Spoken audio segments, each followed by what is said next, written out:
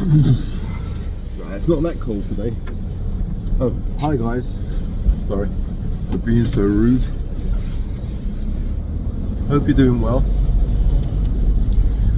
So, I'm going to the supermarket and I'm back home and I've got Jerry here. He's interested in the drive. I've got Bob in the middle there and I've got Sally. These are the three that I left at home.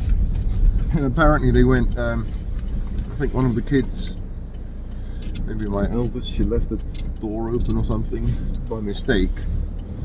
And they all jumped out of the window or the door.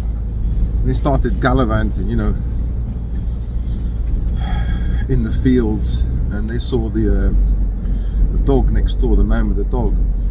And apparently Bob and Sally were okay, the long-haired dogs, but Jerry, this one here, I think he attacked the dog. It's a black Labrador, which is like, it's like a snack for a German Shepherd. Well, depending on the German Shepherd, you know, the character and everything. He seems to be like the leader of the pack.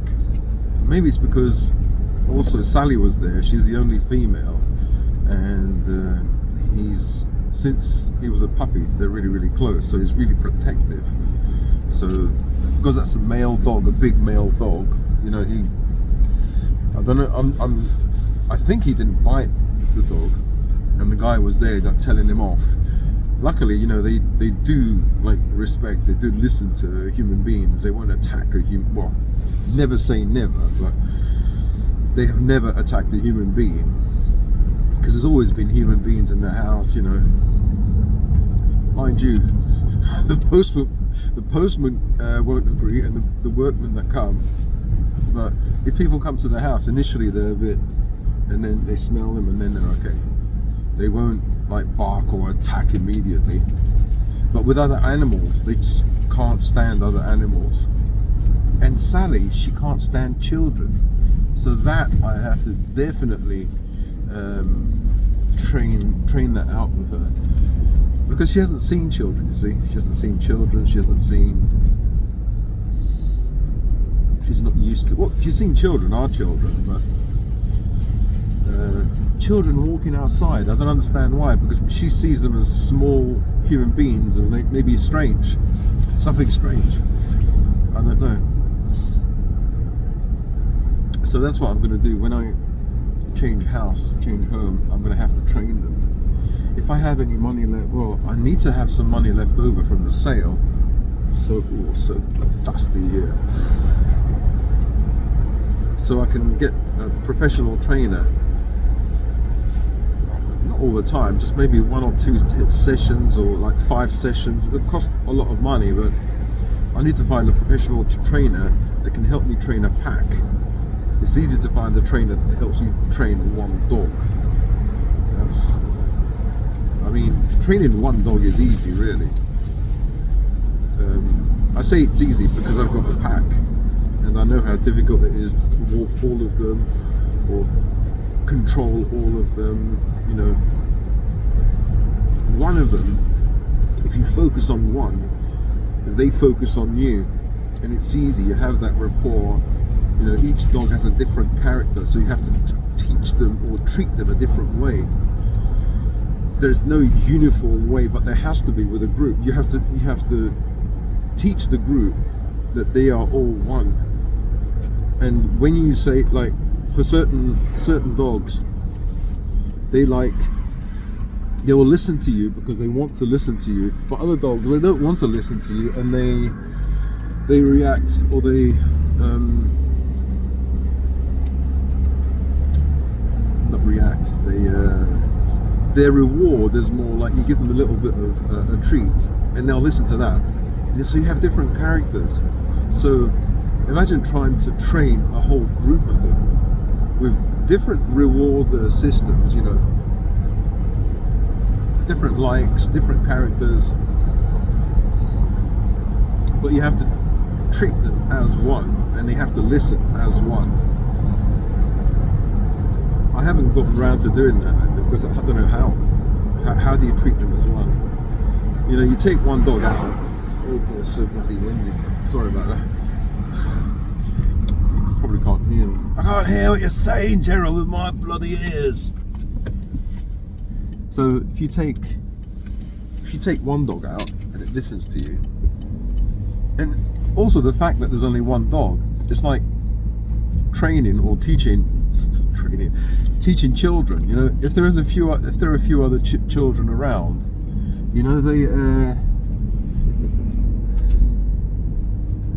nice German Shepherd there. They won't listen. They'll start giggling and like playing with each other, and you have to think that German Shepherds, I'm not sure about other dogs, but even a fully grown German Shepherd has the mental age of a 5-year-old child. So imagine a group of 5-year-old kids, 6 5-year-old kids, and they haven't walked outside in public. They might be scared if they see other children or adults. Imagine trying to control them. Look, there's a dog here, right? It's kind of a Labrador. Oh, okay, they didn't bark. That's good. That's really good. Oh, the police is there.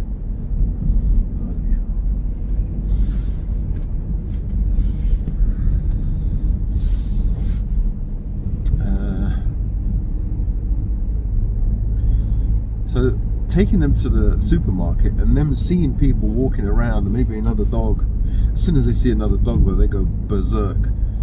But in this case, Sally goes berserk and she triggers them all off.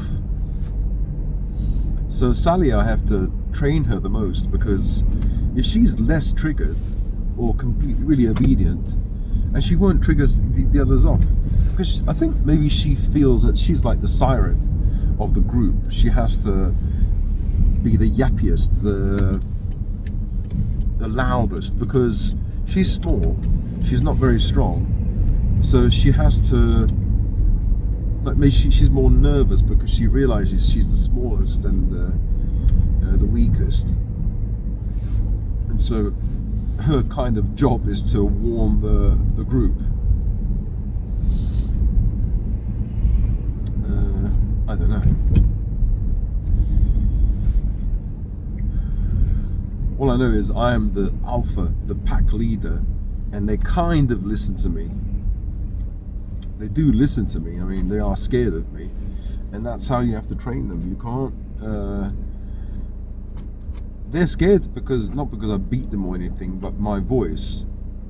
You know, if I say like Bob, or, you know, call their name really in a stern way, they'll listen. Bob used to pee himself because when he was a puppy, I remember him and Dave, the two biggest ones, had big heads, and he didn't want to listen when I used to take him out for a walk. I got so angry once. I said, Bob! And I think he peed himself, and it took about 3 months to get not his confidence, it's his confidence back, and for him not to fear me, because I shouted at him and he was only a puppy, you know, but he didn't listen. So I was nice to him for such a long time and I'm still nice to him, because, you know, it takes time to change that. You know, he was shocked when he was a puppy, and it took time to kind of befriend him again, you know, for him not to be nervous. He still sometimes pees himself, he's nervous, but I think he's got that character as well. All of them have a set character. Like Timmy, from when he was a puppy, he would just go up onto my lap. He was not very sociable with the group. He just wanted to stay with me all the time. He chose me because he knew I was an alpha male, and he felt the leader, and he felt safe with me. And he is that kind of, he has a nervous character. Sorry. He's still the same now. So they all have roughly that same character from when they were born, or when they were hasn't really changed. I think humans are the same, aren't they? I'm sure I have my same character hasn't really changed much since I was a child. You know, I'm still this kind of shy kid, you know, shy adult, you know, weirdo when I was a child. It's still weirdo now, but I think it's in a nice way, not in a. I mean, you can get weird and you can get weird. Ooh, so try to get to the edge so the person has enough space to open their doors. You see, I'm parking in the shade, but I know when these people come, they're gonna bark the shit out of them. You know, I swore. I'm trying my best not to swear, but you know, once I start rambling, I'm just myself, and so my old habits come through. You know, as they say. Who says? They. This invisible group of people called they. Yeah. So. Oh, one person commented, and he said something like Kickers, like 1990s spastics clothes or something like that. I don't know. That's supposed to be funny. The person also said something about like I lost my parents, and he said, oh how what was it?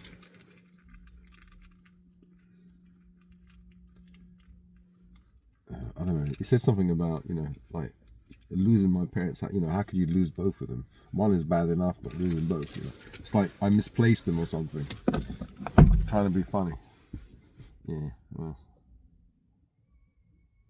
we'll see who has the last laugh. Yeah. Well, anyway, this bloody thing. Who is it? I think my wife got it off a charity shop. And I'm grateful, even for this Kickers spastic 90s clothes or whatever it is. It's about 3 sizes too big for me. Look at how huge it is. You know, it's not something obviously that I chose. Well, not obviously. Well, I wouldn't choose that. You know. Be quiet, Sally. Get down. Down. See, they're looking at people, and they're probably boxing, looking at children. So I have to make sure this is locked. The alarm will go off.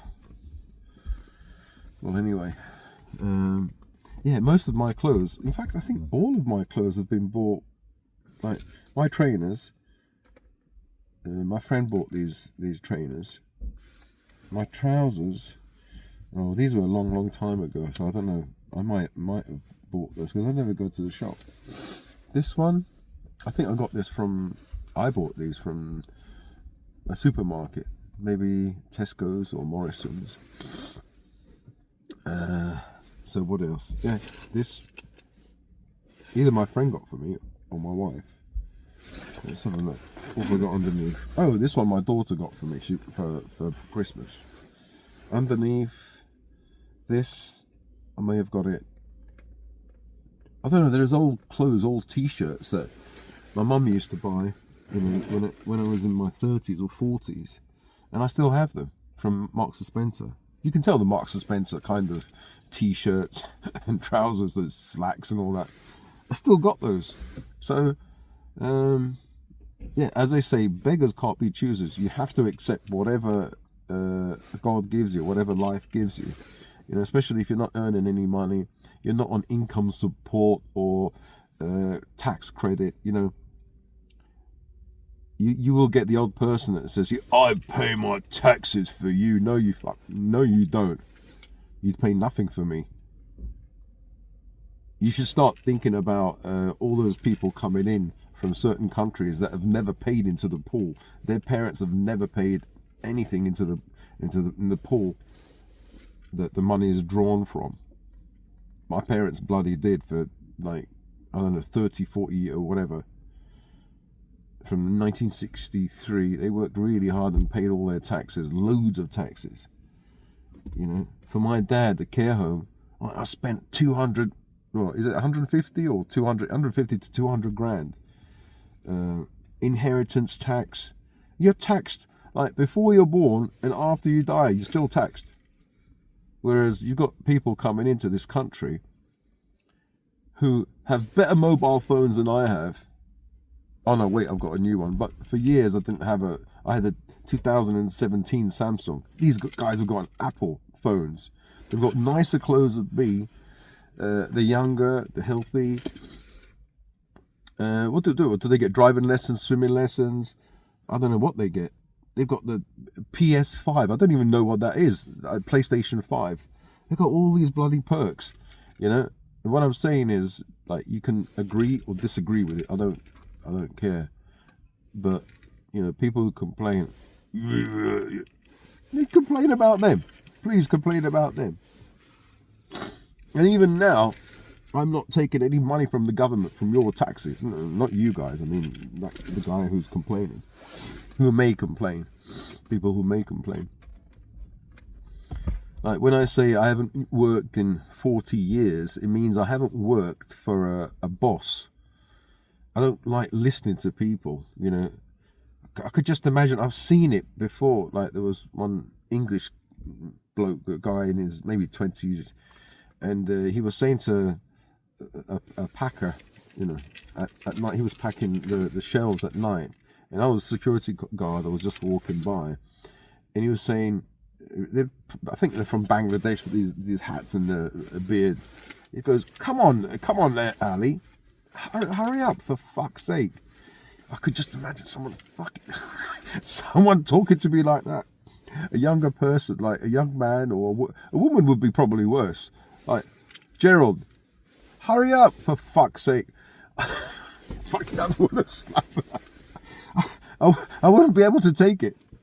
I would not be able to take it. I'd say, go and fuck yourself and your bloody job.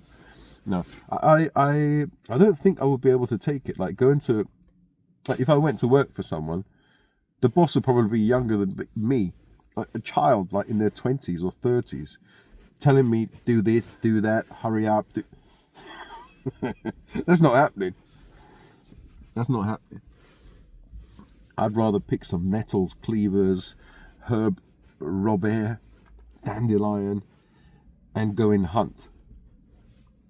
It is possible. I'm going to show you guys that it's possible. The thing is, you need to hunt. You have to have. There are laws. There are rules. So you have to get licenses. I'm not sure if I could get a firearms license because of mental health.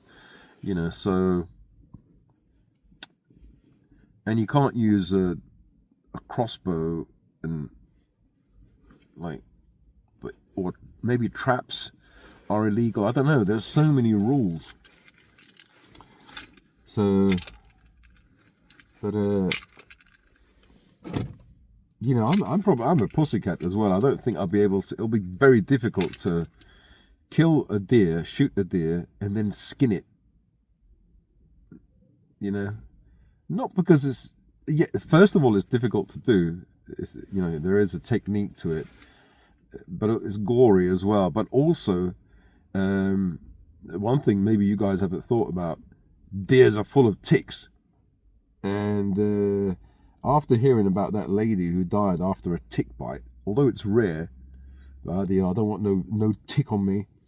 You know, so when you're handling deers, you can get a tick jump on you and attach itself. Bloody hell. So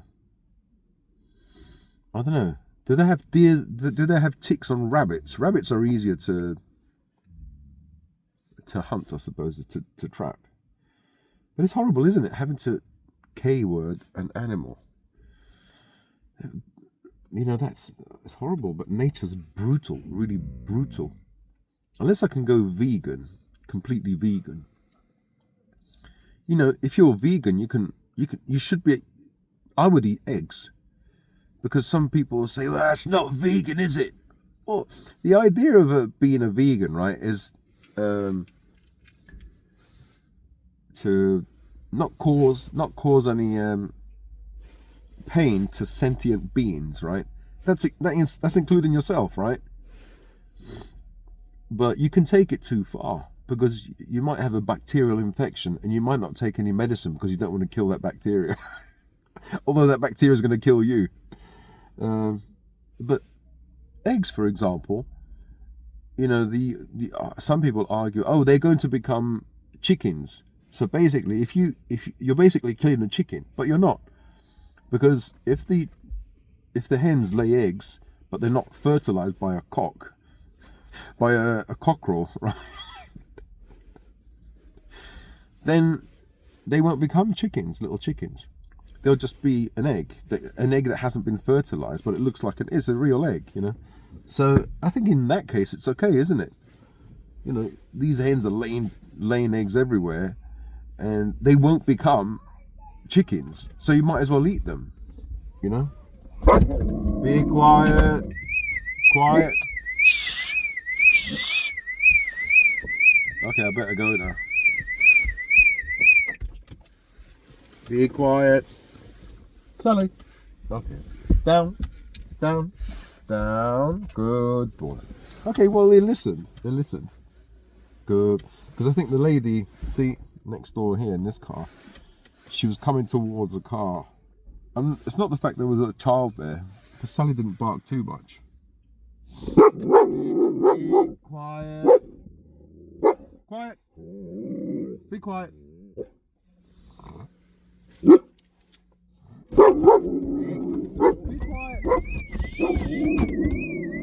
Quiet. Be quiet.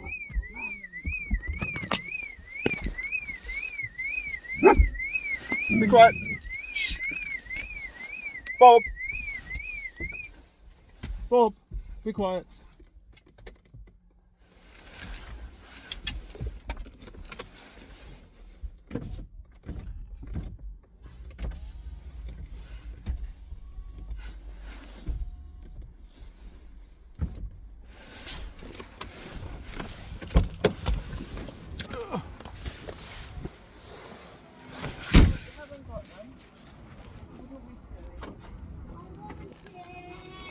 Be quiet.